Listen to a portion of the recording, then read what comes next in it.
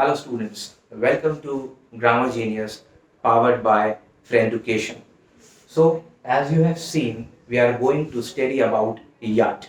Now yet is a word which is often very confusing for the children. But let me promise you something.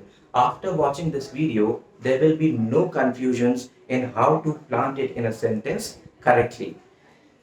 Let me put this on the cabinet. Okay तो मैं आपको बता रहा था कि yet जो है वो दो कैपेसिटीज में यूज होता है। पहली कैपेसिटी होती है एज एन एडवर्ब और दूसरी कैपेसिटी होती है एज अ कंजंक्शन। जब यट जो है एज एन एडवर्ब यूज होता है तो as an adverb of time use होता है, और जब यट जो है एज अ कंजंक्शन यूज होता है तो as a conjunction of contrast use होता है। अब अगर आप लोगों को एडवर्ब और कंजंक्शंस के बारे में पूरी नॉलेज नहीं है तो आप लोग जा सकते हैं फ्रेंडुकेशन पे और सब्सक्राइब कर सकते हैं मेरे ग्रामर क्लासेस को। Coming back to the business, तो मैं आपको बता रहा था कि यट जो है जब एडवर्ब ऑफ टाइम यूज होता है तो इसका मीनिंग निकलता है अब तक। फिर से सुन लीजिए, यट जब भी as an adverb of time use होता है तो इसका मीनिंग निकलता है अब तक, और यट जो है जब as a conjunction of contrast use होता है तो इसका मीनिंग निकलता है फिर भी।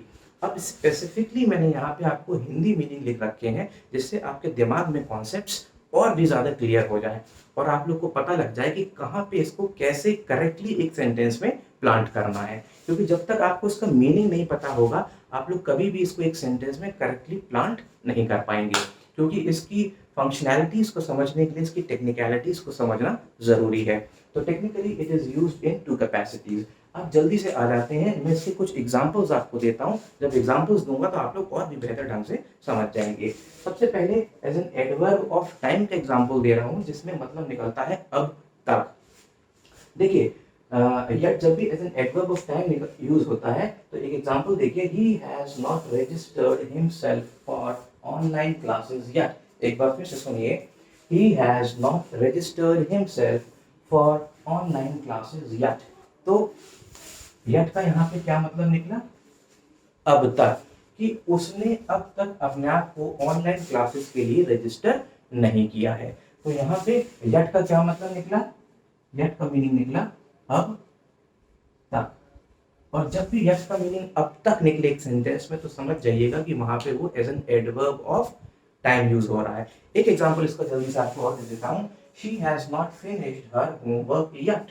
She has not finished her homework yet, कि उसने अपना होमवर्क अब तक खत्म नहीं किया है। तो यहाँ भी देखिए यट जो है वो अब तक के सेंस में आ रहा है। तो मैं उम्मीद करता हूँ कि as an adverb of time की कैपेसिटी में जब वर्ड येट यूज होता है तो वो कहाँ कहाँ और कैसे कैसे यूज होता है अब आप लोग अच्छी तरीके से समझ गए होंगे। Coming to the next point.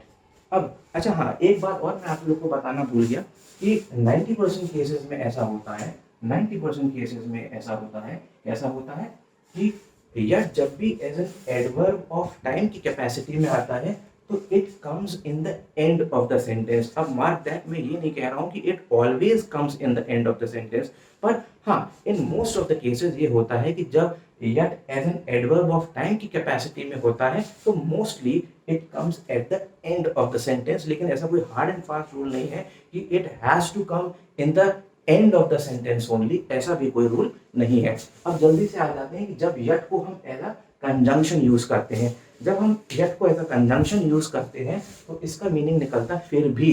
English में कहा जाए तो नेवरदलेस। लेकिन नेवरदलेस मैंने आप लोग को जानबूझ के नहीं बताया क्योंकि कुछ बच्चे से और भी ज्यादा कंफ्यूज हो जाएंगे। हिंदी हमारी मातृभाषा है, हिंदी में हम लोग ज्यादा कंफर्टेबल रहते हैं। तो कंजंक्शन जो है, कंजंक्शन ऑफ कंट्रास्ट की कैपेसिटी में इसका मतलब फिर भी निकलता है। जल्दी से एक एग्जांपल देखते हैं। Rahul was busy yet he came to help me, कि Rahul was busy yet he came to help me। अब देखिए यहाँ पे वो एक कंजंक्शन ऑफ कंट्रास्ट की कैपेसिटी में यूज हुआ है। कैसे यूज हुआ है? अब कंजंक्शन ऑफ कंट्रास्ट क्या होता है? कंजंक्शन ऑफ कंट्रास्ट वो होता है जिसमें first clause of the sentence में कोई ऐसी बात कही जा रही हो जो second clause of the sentence की बिल्कुल ऑपोजिट हो। अब देखिए Rahul was busy yet he came to help me। अब जनरली क्या होता है कि जब भी कोई बहुत बिजी होता है तो वो कह देता है कि भाई अभी मैं आ नहीं पाऊंगा, अभी मैं बहुत बिजी हूँ, मुझे डिस्टर्ब मत करो। लेकिन यहाँ पे देखिए क्या हुआ कि he was busy yet he came to help me, लेकिन फिर भी वो उसकी मदद करने के लिए आया। तो जहां दो ऐसे सेंटेंसेस को जोड़ा जा रहा है जो एक दूसरे के कंट्रास्ट में हो, जिसमें first clause of the sentence second clause of the sentence के कंट्रास्ट में हो, देसी भाषा में कहा जाए तो उसको ऑपोजिट उसमें हो, तो ऐसी जगह पे हम लोग द वर्ड yet यूज करते हैं। इसका एक एग्जांपल मैं जल्दी से आपको और दे देता हूं, which is the last example. Riya was angry yet she kept quiet। Riya was angry yet she kept quiet। अब देखिए यहां भी हमने इसको किससे जोड़ा है, कंजंक्शन ऑफ कंट्रास्ट यानी कि yet से जोड़ा है। अब ये कंजंक्शन ऑफ कंट्रास्ट कैसे है ये भी देख लीजिए। फर्स्ट क्लॉज में वो कह रहा है रिया वाज एंग्री, सेकंड क्लॉज में कह रहा है कि शी केप्ट क्वाइट। अब जनरली क्या होता है कि जब भी कोई बहुत ज्यादा एंग्री होता है तो वो चीखता है, चिल्लाता है, गुस्सा करता है, डांटता है, लेकिन उसने ऐसा नहीं किया। इसकी इस रिएक्शन का बिल्कुल ऑपोजिट रिएक्शन आया कि she was angry yet she kept quiet। तो ऐसे केसेस जहां first clause of the sentence का second clause of the sentence बिल्कुल ऑपोजिट हो तो उसे कहते हैं कंजंक्शन ऑफ कंट्रास्ट, और वहां पे हम कंजंक्शन yet यूज करते हैं। तो मैं उम्मीद करता हूं एज एन एडवर्ब और एज अ कंजंक्शन दोनों ही आप लोग बहुत अच्छी तरीके से समझ गए होंगे। अब आपसे एक रिक्वेस्ट कि इस वीडियो को ज़्यादा से ज़्यादा शेयर कीजिए और मेरे चैनल को सब्सक्राइब कीजिए, शायद आपके शेयर करने से किसी बच्चे के अच्छे मार्क्स आ जाए। Thank you.